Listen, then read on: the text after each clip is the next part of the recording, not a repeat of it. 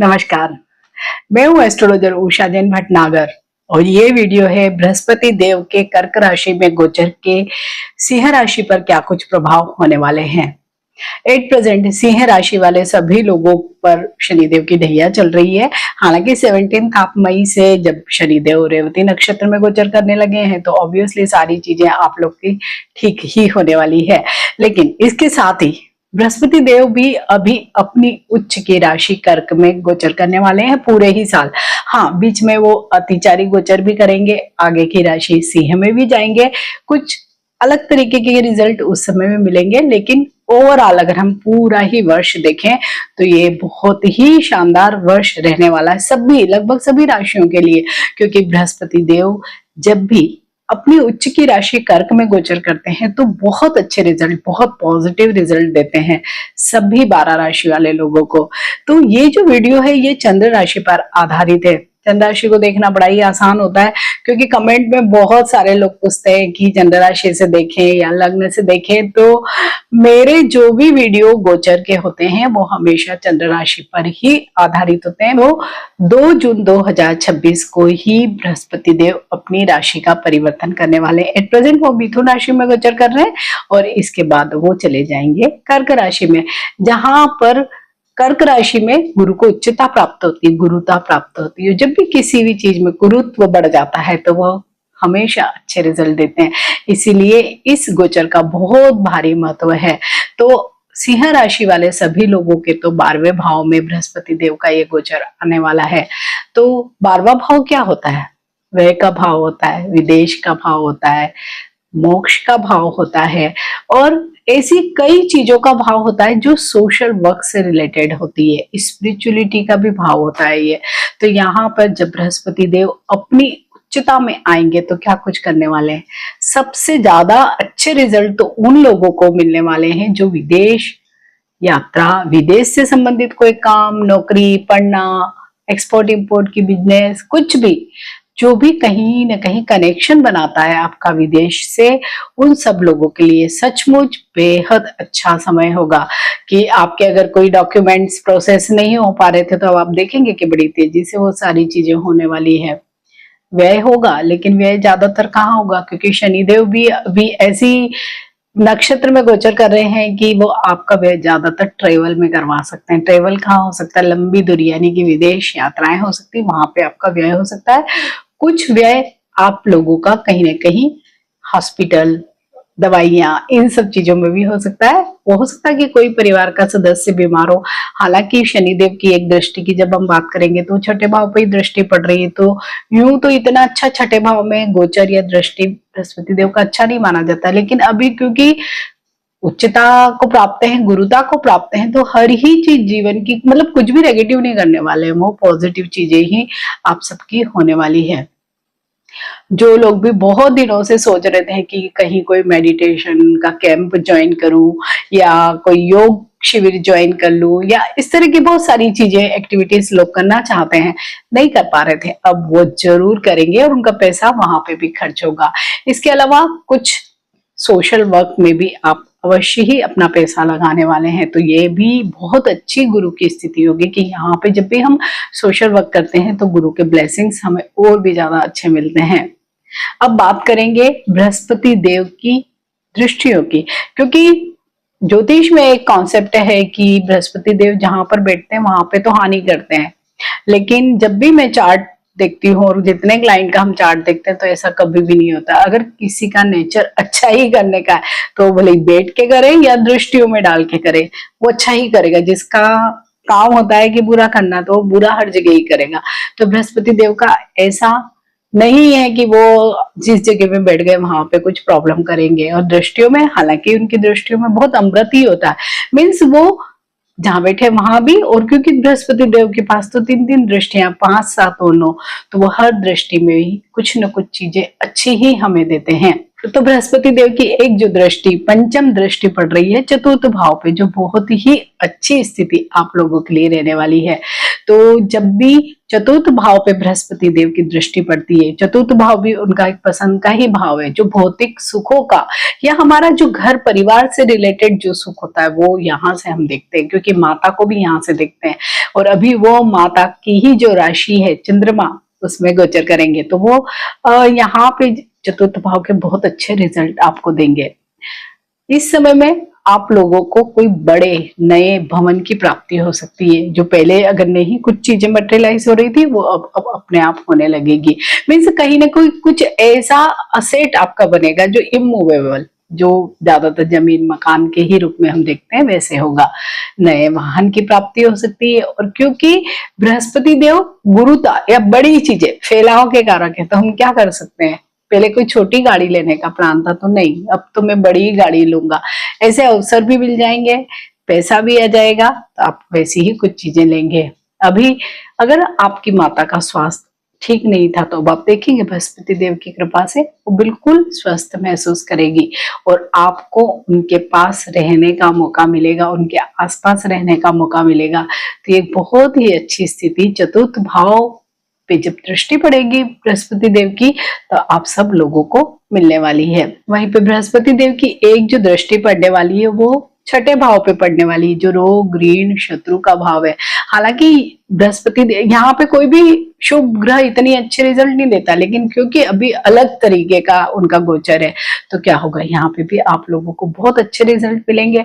विशेषकर रोगों में अगर कोई लंबी बीमारी आपकी चल रही थी तो उसमें आपको जरूर रिलीफ मिलेगा। अगर लोन से संबंधित कोई भी समस्या थी आपकी, बहुत लंबा कोई लोन चल रहा था, कुछ नहीं मैनेज हो पा रहा था देना, तो अभी हो सकता कहीं ना कहीं से कुछ सोर्सेज बने, कुछ नए रिसोर्सेज खुल जाए और आपके लिए चीजें आसान हो जाए।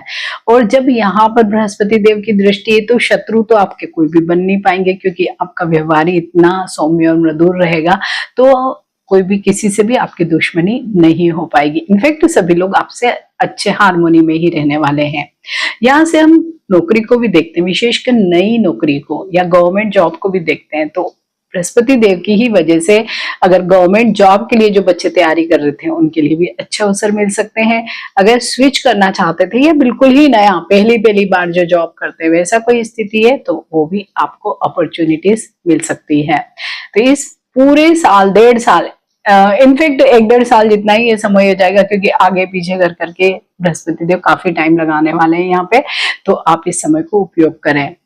वहीं पे बृहस्पति देव की एक दृष्टि पड़ रही है अष्टम भाव पर। तो अष्टम भाव क्या है, रहस्य का भाव है, साधनाओं का भाव है, गूढ़ रहस्यों का भाव है। ये यहाँ से हम जो भी बहुत दार्शनिक या जो बहुत गहरी जो चीजें होती है जीवन की वो समझते हैं यहाँ पे। और क्योंकि ये भाव रहस्य रखने वाला भाव है तो यहाँ पे बृहस्पति देव अभी आपको ऐसा नेचर भी देंगे, क्योंकि बृहस्पति देव ज्यादातर हमारे व्यवहार में गांभीर्य लाते हैं। तो जब भी हम कम बोलते हैं या हम गंभीर रहते हैं, हालांकि यहीं पे शनि देव आपके रेवती नक्षत्र में भी आएंगे, जो बुध का नक्षत्र है, जो आपको कई बार उकसा सकता है कि कुछ कुछ बोलूं मैं, कुछ चीजें रहस्य की खोल दूं और दूसरों को मतलब बताऊं अपने बारे में, या कुछ ऐसी सीक्रेट बातें भी आप शेयर करने का मन होगा। लेकिन यहाँ पे कंट्रोल कौन रखेगा, बृहस्पति देव, क्योंकि उनकी दृष्टि पड़ रही है। सपोज कोई प्रॉपर्टी से रिलेटेड मुद्दे हैं, कोई लीगल कोई इश्यूज आपके चल रहे हैं,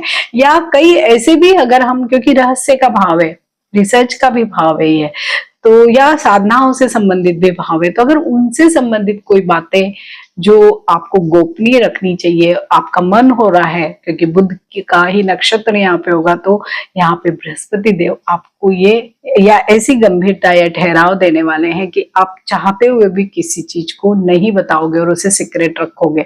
और अगर आपने ये सीक्रेट रख लिया तो सचमुच आपकी कितनी ही चीजें, कितने ही प्रॉब्लम्स सॉर्ट आउट हो जाने वाले हैं। तो बस आपको भाव का मतलब समझना है, इसे आयु मृत्यु का भी भाव बोलते हैं। जब बृहस्पति देव की दृष्टि यहाँ पे पड़ेगी और वो भी शुभ दृष्टि, तो जो भी स्वास्थ्य संबंधी समस्याएं या कुछ ऐसी गंभीर बीमारियां, तो उसमें भी आपको जरूर रिलीफ मिलेगा, क्योंकि कहीं ना कहीं बृहस्पति देव आपकी आयु में वृद्धि का भी कारण बन सकते हैं। तो यहाँ पे क्या होगा, जितने भी कोर्ट से रिलेटेड मामले हैं वो आपके फेवर में जा सकते हैं। ससुराल पक्ष से आपके संबंध बेहतर बनेंगे। जो भी लोग रिसर्च के क्षेत्र में हैं या ऑयल पेट्रोलियम जो जमीन के अंदर की जो चीजें हैं उनके बारे में कुछ काम करते हैं, रिसर्च करते हैं, तो वहां पे भी बहुत अच्छी स्थितियां आप लोगों को मिलने वाली है।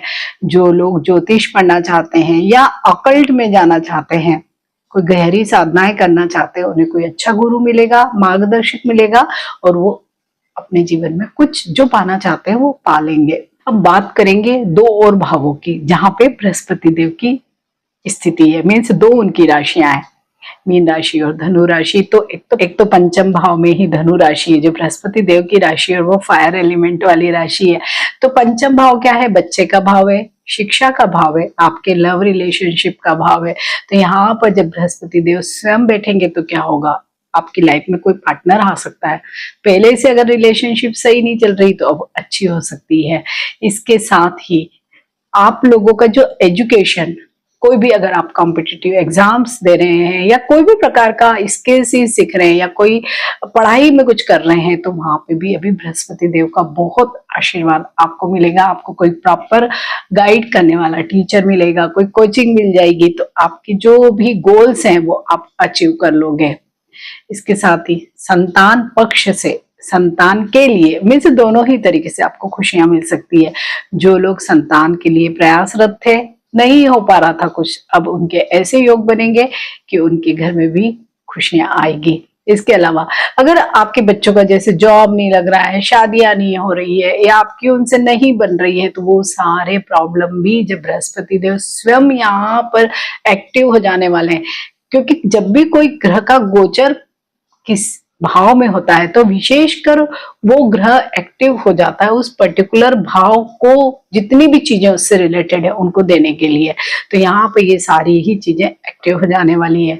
और जैसे कि अष्टम भाव पर भी बृहस्पति देव की ही राशि मीन राशि और वहीं पे भी शनि देव गोचर कर रहे हैं जो 17 तारीख से रेवती नक्षत्र में भी आ जाएंगे, तो वो भी अपने प्रभाव छोड़ के बुध के प्रभाव देने लगेंगे। तो अपने आप से ही जीवन में थोड़ी सी आसानी या सरलता होने वाली है। और जैसे कि मैंने अष्टम के प्रभाव आपसे दृष्टि वाले पार्ट में शेयर किए ही है, आप उनको भी सुनिए और जानिए कि हाँ सचमुच भले ही शनि की ढैया चल रही है उसके बावजूद भी आपका ये जो 1.5 साल का पीरियड है बहुत ही बढ़िया ही चला जाने वाला है।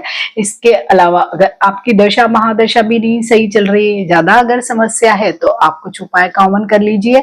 जैसे कि बृहस्पति देव के लिए हम कहते हैं कि विष्णु सहस्त्र नाम का पाठ आप अवश्य करें, नहीं कर सकते तो सुन लीजिए।